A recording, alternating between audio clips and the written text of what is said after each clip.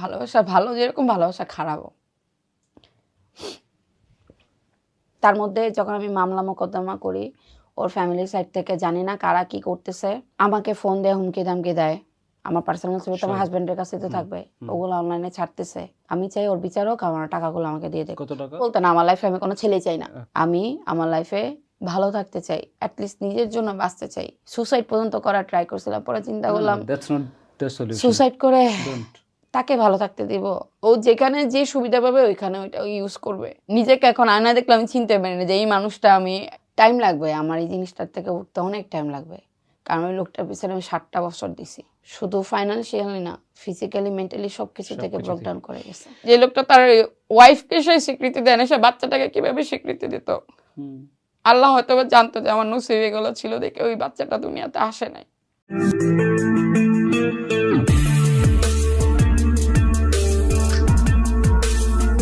Facebook টেজও সব থেকে হচ্ছে আমাকে ব্লক করে, এবং আমার ফ্যামিলি সবাই যাকে আছে সবাইকে ব্লক করো, ঠিক আছে? কেউ যেন তোমার আইডিটার কিছু না দেখতে পারে। আমাকে ওই গাড়িটা ওর কাছে ছিল 3 বছর। আমার গাড়িতে ওর ফ্যামিলি ও যাওয়া আসা করতো, ঘুরতো ফিরতো। 22 লাখ টাকার একটা গাড়ি নিয়ে বাসায় গেছে। আপনি কি মনে করেন ফ্যামিলি জানতো না এই মেয়ের সাথে কে? ওই মেয়েরা আনা, ওই মেয়ের সাথে আমরা কথা বলি, তোরা কি চাইতেছস? তুমি তো অনেক কিছু যেভাবে বলতেছো এখন তুমি সব বুঝতা। আল্লাহ মাহবুব জানে, আমরা এমন কোনো দিন নাই আমরা ঝগড়া না করতাম। তখনই হয়েছে আমি জানতে পারি যে ওই মেয়ের সাথে ওর বাসা থেকে ফ্যামিলিগতভাবে কাবিন করা রাখছে। আমাদের ফ্যামিলিতে এগুলো কোনো ম্যাটার করে না, বউ আসে আর যায়। তাহলে বললাম তাহলে আপনি আপনার বউর সাথে তাহলে ডিচ করবেন, সময় হলে করব। যে মেয়েটাকে এখন বিয়ে করেছে তার মানে মামাতো বোনকে, তুই তো তারও বিয়ে করছস, সংসার করতেছ, তা আমার মতো কমতি ছিল কি? আমাকে যদি বলো আমার চোখও আমি নিজে মানে ফেলে দিয়ে অন্ধ মতো চলে তাও চলবো, তাও আমি চাই সংসার টিকুক, তাও আমি চাই তুমি আমার লাইফে থাকুক। এটা তোর একটা ঢাল। এখন দুজন হচ্ছে ট্রাই করতেছে বিদেশে পালানোর জন্য। বিয়ে জিনিসটা আপনারা খেলা মনে করেন, আপনাদের কাছে খেলা মনে হইতে পারে, আমার কাছে খেলা না। পরে এই তো ওই পর থেকে এই লাস্ট ওই সালিশি লাস্ট ওর চেহারা আমি দেখছি। তারপর এই কদিন আগে কোর্টে ওর চেহারা দেখলাম। তার মধ্যে যখন আমি মামলা মোকদ্দমা করি, ওর ফ্যামিলির সাইড থেকে জানি না কারা কি করতেছে, আমাকে ফোন দিয়ে হুমকি ধামকি দেয়, আমাকে থ্রেট দেয়, আমার নামে হচ্ছে নানান ধরনের কথাবার্তা ছড়াইতেছে, ঠিক আছে? যে আপনি যেটা বললেন, আপনাকে যেটা বললেন, হ্যাঁ ঠিক আছে, এগুলো করাইতেছে। আমার নামে দুনিয়ার ফেক আইডি খুলে, মানে আমার যত পার্সোনাল ছবি আমি আমার হাজবেন্ডকে পাঠাইছি, আমার পার্সোনাল ছবি তো আমার হাজবেন্ডের কাছে তো থাকবে, ওগুলো অনলাইনে ছাড়তেছে। এগুলা কারা করতেছে তাহলে? ওরা কি মনে করছে এগুলো করে কি আমি চুপ হয়ে যাবো বা ওনাদেরকে আমি ছেড়ে দেবো? না। এখন তুমি কি চাও? ওই যে বললাম, আমি চাই ওর বিচার হোক, আমার টাকাগুলো আমাকে দিয়ে দেয়। কত টাকা? 40 লাখ টাকা। 40 লাখ দিছো? হ্যাঁ। 20-25 না বললা? না, 40 লাখ দিছে। আমার কাছে ভাইয়া স্টেটমেন্ট আছে। তাহলে এত টাকা দিয়ে কি করছো? আচ্ছা ওকে, এত টাকা দিয়ে নিজে বাসাইছি। আচ্ছা আর বিয়েটা? কোন বিয়ে? যে তোমাকে দেখে আরেকটা বিয়ে? ওইটা তো প্রতারণা মামলা তো খাইছেই হোক, ও খাইছে, ওই মেয়ে তো খাইছে, ওরা তো পুরাই এখন মানে আইনভাবে যেভাবে আমার পদক্ষেপ নেওয়ার আমি নিছি সেটা নিয়েছো। তার তুমি কি চাও? টাকাটা চাও আর? ঠিক আছে, ওর শাস্তি হোক, ও যেটা করছে। ওকে তো লাইফে চাও না? শিক্ষা হয়েছে? মাপছে ওকে বলতে না, আমার লাইফে আমি কোনো ছেলে চাই না। ওকে মাপ এই যে হাতে যারা দেখতেছে, এই আমার লাইফে ছেলে ওয়ার্ডটা আমার কাছে এখন 20। হ্যাঁ অনেক কথা বাবা, জানি না ইন ফিউচার কি হয় আমি বলতে পারবো না। হ্যাঁ এতটুকু বলবো, আমি আমার লাইফে ভালো থাকতে চাই, অ্যাটলিস্ট নিজের জন্য বাঁচতে চাই। সুসাইড পর্যন্ত করার ট্রাই করছিলাম, পরে চিন্তা করলাম সুসাইড করে তাকে ভালো থাকতে দিব। আমার লাইফে আমি নিশ্চয়ই কোনো ভালো কাজ করছি। এখন বর্তমানে আমার লাইফে যারা আছে, যারা আমাকে সাপোর্ট করতেছে, আল্লাহ তাদের বাঁচায় রাখুক। আমার এমন খারাপ সময় তারা আমাকে সাপোর্ট দিচ্ছে, 1 মিনিটের জন্য আমার একা ছাড়া না, ইভেন এখনো না। তাদের জন্য আমি এখন এই সুস্থ অবস্থায় এখানে আছি। এই যে আপনার সামনে কথা বলতেছি, মানুষের সামনে কথা বলতেছি, তাদের অনেক বড় এফেক্ট আছে। কারণ তারা আমাকে যে শক্তিটা দিছে, তারা আমি অনেক ব্রেকডাউন ছিলাম, অনেক সুসাইড করারও ট্রাই করছি। আমার বাসায় আবার অনেকগুলো, আমি আবার বিড়াল পালি, অনেকগুলো বিড়াল আছে, ওদের মুখের দিকে। কারণ আমি জানি একটা এতিম জিনিসের কত ইফেক্ট পড়ে দুনিয়াতে, যখন কিনা আমি না থাকলে এই বাচ্চাগুলোকে খাওয়াকে দেখাশোনা করবে কে? কারণ আমি ওর ফ্যামিলি, আমি ওদেরকে ছেড়ে দিতে পারবো না, আমার যতই কষ্ট হোক। এরকম লোক কারো না, কোনো ফ্যামিলির না, কোনো পার্সোনাল না, কোনো কিছুই না। ও যেখানে যে সুবিধা পাবে ওইখানে ওইটা ইউজ করবে। নিজেকে এখন আয়না দেখলে আমি চিনতে পারি না যে এই মানুষটা আমি। এই একটা ছেলের পিছনে এখন আশেপাশে দেখবেন যে মেয়েরা অনেক কিছু করে, অনেক কিছু ছেলেদের কাছ থেকে নেয় করে। আমি উল্টা দিছি। কেন দিছি? সে যেন আমার সাথে ভালো থাকে, আমার ফ্যামিলি হয়ে থাকে। তুমিও ভালো থাকতে চাইছো, তুমি একটা সংসার অবশ্যই চাইছো। ভাই, আমি একটা সুস্থ লাইফ চাইছি, একটা লাইফ লিড করতে চাই যে আমার গার্জিয়ান থাকুক, আমার ফ্যামিলি থাকুক। সবাই দিন শেষে কিন্তু আপনার একটা ফ্যামিলি চায়। হুম।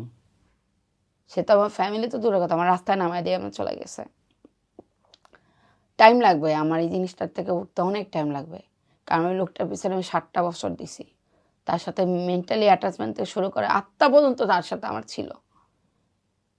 আমি যতই ভাই আমাকে দেখলে যতই যাই মনে করুক না করুক, অ্যাটলিস্ট তার সাথে আমি এই জিনিসটা করে নিই। আজকে যদি আমি, আপনি যেটা বললেন আমি মিডিয়া লাইনের মেয়ে, আমি বোলভাবে চলাফেরা করি, তাহলে তো চিটটা আমি করতাম, রাইট। টাকাটা আমি নিতাম, তার ফ্যামিলিকে আমি টর্চার করতাম। তার ফ্যামিলি আজকে আমার সাথে আসতো কথা বলতে, ও আসতো আমার সাথে কথা বলতে, আজকে হয়তো সে পাবলিকলি জিনিসটি জানাইতো যে এই মেয়ে তো আমার সাথে চিট করছে, আমাকে রেখে অ্যান করছে, গেছি। তার সাথে লয়াল ছিলাম, যাই করছে না লয়াল ছিলাম আমি। ওই যে বললাম না, সোশ্যাল মিডিয়াতে আমরা যা দেখাই মানুষ তাই বিশ্বাস করে। হয়তো বা আমার ওটা দেখানো দরকার ছিল যে হ্যাঁ রাইট। আমি সোশ্যাল মিডিয়া হয়তো বা তাকে এখন আনছি, বাট সে তো আমার সাথেই থাকতো।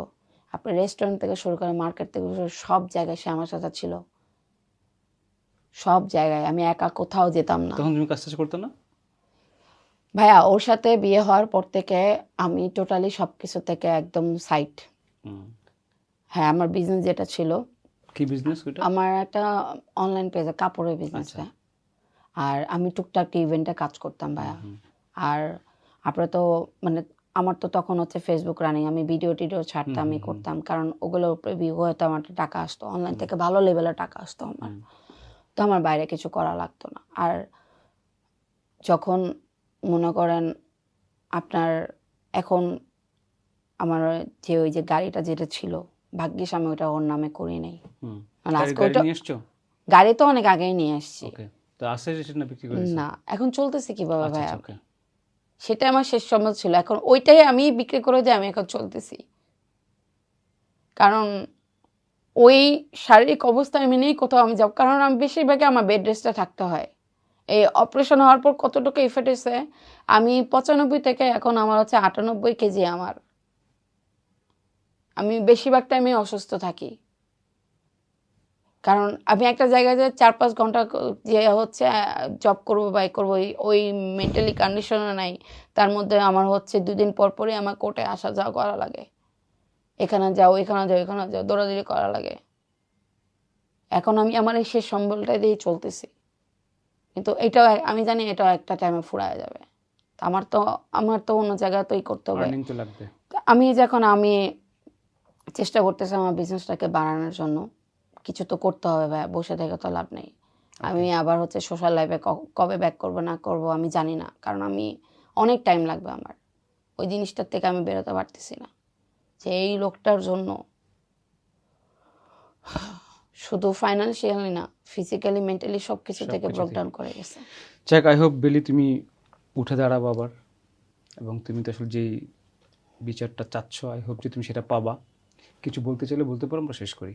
এটাই বলতে চাই যে এখনকার বর্তমানে হচ্ছে দুনিয়াতে কেউ কারো না, নিজের ফ্যামিলি থেকে শুরু করে নিজের ভালোবাসা মানুষ থেকে শুরু করে কেউ কারো না। অন্ধের মতো কাউকে বিশ্বাস করা উচিত না। আর সবার আগে হচ্ছে নিজেকে নিজে ভালোবাসতে শিখুন, কারণ যখন নিজেকে নিজে ভালোবাসবেন, যখন নিজে একটা জায়গায় দেখবেন, তখন না ওই মানুষগুলো এমনি আপনার কাছে আসবে। আর যখন মানে আমি আমার লাইফ থেকে শিক্ষা পাইছি যে যখন হচ্ছে আপনাকে বাদ দিয়ে সে অন্য কিছু যখন প্রায়োরিটি দেবে, সে আপনার না, সে কখনোই আপনার না। করবেন না কেন, অবশ্যই করবেন, লিমিটেড থেকে করবেন। আমার মতন মানে পুরো দুনিয়াদারি উজাড় করে করবেন না। আমি হয়তো একা ছিলাম, আমার ফ্যামিলি ছিল না দেখে, তার উপরে ডিপেন্ডেন্ট ছিলাম দেখে, তাকে অন্ধের মতো ভালোবাসতাম দেখে, তাকে অ্যাজ এ গার্জিয়ান হিসেবে দেখতাম দেখে হয়তো সব কিছু দিয়ে দিছি। আজকে যদি আমার সাইড থেকে যদি আমি ওরকম নেগেটিভ পার্সেন্টে উল্টা তার কাছ থেকে আমি নিতাম, তাকে বাধ্য করতাম। যাই হোক, সবাই ভালো থাকুন। আমার লাইফ থেকে এটাই শিক্ষা নেন যে অন্ধের মধ্যে কাউকে বিশ্বাস করেন না, স্পেশালি ভালোবাসার মানুষকে। ভালোবাসেন, ভালোবাসা ভালো জায়গায়, অন্ধ অন্ধের জায়গায়। অন্ধ হওয়া যাবে না, ভালোবাসা অন্ধ হলে মনে করেন আপনি শেষ। আর বর্তমানে যুগে এটাই হচ্ছে। আর প্রতারণা, আল্লাহ মাফ করুক, যার সাথে প্রতারণা হয়েছে সে জানে। আপনি হয়তো বা আপনার নেশাখোর স্বামীর সাথে থাকতে পারবেন, মার্ডার করা স্বামীর সাথে থাকতে পারবেন, কিন্তু যে স্বামী আপনার সাথে প্রতারণা করে, আপনাকে রেখে অন্য জায়গায় মুখ মারতে পারে, 10 জনের জায়গায় মুখ মারতে পারে, তাকে নিয়ে আপনি থাকতে পারবেন না। এটাই। আর থ্যাংক ইউ ভাইয়া, আপনি আমাকে টাইম দিছেন, আমার ব্যাপারটা পাবলিকলি বলার জন্য সুযোগ দিছেন। এই মুহূর্তে আপনার এই সাপোর্টটা আমার দরকার ছিল, কারণ আমি চাই যে আমার মতন যারা একা মেয়ে বা যারা হচ্ছে স্ট্রাগল লাইফে করে, তারা যেন এরকম বোকামি না করে। ভালোবাসুন, ভালোবাসা ভালো জায়গায়, আর অন্ধ অন্ধর জায়গায়। অন্ধ না হন, নিজেকে ভালোবাসুন, নিজের লাইফ নিজে সেট করুন। কারণ একটা মেয়ে যখন নিজের লাইফে যখন সেট না থাকে, তখন আজকে আলহামদুলিল্লাহ আমি হয়তো ওরকম এনাফ স্ট্রং দেখে আমি এখন এখানে টিকে আছি। নাহলে ওই যে রিসেন্টলি যে একটা মেয়ের কাহিনী হইল, আপনার ওই যে আলবি স্ত্রী যেটা যে জিনিসটা করছে, ইকরা, তার একটা বেবি ছিল ভাইয়া, আল্লাহ বাঁচিয়ে দিচ্ছে, আমার বেবি নাই, নাহলে আজকে ওই বাচ্চাটাকে নিয়ে আমি রাস্তায় ঘুরতাম। কারণ একটা জিনিস দেখেন, যে লোকটা তার ওয়াইফকে সে স্বীকৃতি দেয় না, সে বাচ্চাটাকে কিভাবে স্বীকৃতি দিত? আল্লাহ হয়তো জানতো যে আমার নসিব এগুলো ছিল দেখে ওই বাচ্চাটা দুনিয়াতে আসে নাই। এই তো ভালোবাসা ভালো, যেরকম ভালোবাসা খারাপও।